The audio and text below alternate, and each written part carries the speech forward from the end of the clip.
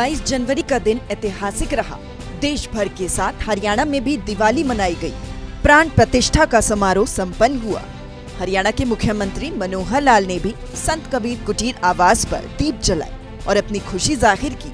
सूर्य समाचार के साथ खास बातचीत मुख्यमंत्री ने की और 22 जनवरी के दिन को ऐतिहासिक करार दिया।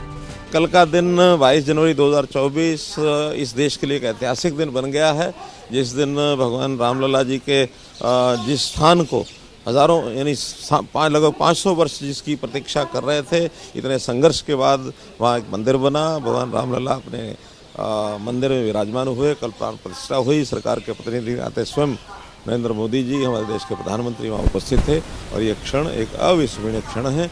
देश की जनता इससे हमेशा प्रेरणा लेती रहेगी। एक आस्था के विषय होने के नाते से लोगों का संघर्ष करना बड़ा स्वाभाविक था और इतने संघर्ष के बाद ये जीत हासिल हुई है। इससे लोगों में संतोष है और विजय का एक माहौल, उल्लास का एक माहौल बना और इसको हमेशा हमेशा के लिए याद रखेंगे। कल एक प्रकार की जो दिवाली का माहौल होता है, वैसा एक सारे देश में दीपावली का माहौल था।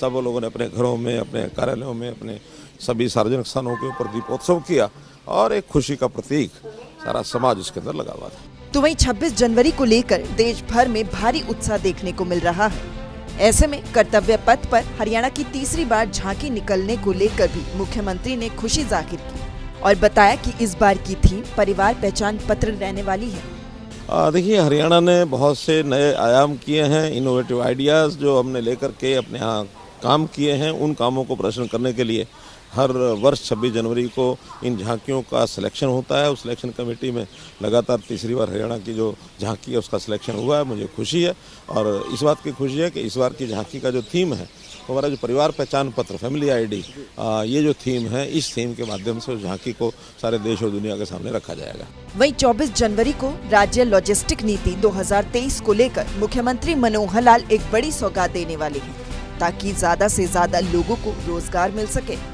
जब इस प्रकार की कोई नीति बनाई जाती है तो उसके पीछे एक सोच होती है। जब लॉजिस्टिक्स के नाते से हम कोई नीति बना रहे हैं, इसका अर्थ यह है कि हमने अभी तक जो काम किया है उसके आगे और कितना बढ़ सकते हैं। लॉजिस्टिक आज की प्रगति की एक आवश्यकता है। तो उस लॉजिस्टिक्स के नाते चाहे वो इंफ्रास्ट्रक्चर हो, चाहे वो सॉफ्टवेयर हो, चाहे हार्डवेयर हो, चाहे कुछ भी, तो ऐसे लॉजिस्टिक्स का जब चयन किया जाता है चीज़ों का, तो रोज़गार उसके अंदर मुख्य पहलू होता है। तो मैं समझता हूँ कि हरियाणा का हर वो गरीब बालक, हर गरीब परिवार, किसी न किसी एक व्यक्ति को रोजगार देना, ये हमारी प्राथमिकता है। उसके साथ हम पहले भी काम कर रहे हैं और आगे तेज। साल 2024 के चुनावों को लेकर बीजेपी की चुनावी तैयारी तेज है, जिसके चलते प्रदेश के मंत्री नेता कोने कोने में जाकर सरकार की योजनाओं का बखान करते हुए दिख रहे हैं। ऐसे में बीजेपी इस साल चुनावों को लेकर जीत का दम भरने में कोई भी कसर नहीं छोड़ रही। चंडीगढ़ से सूर्य समाचार के लिए रवि चंदेल की रिपोर्ट।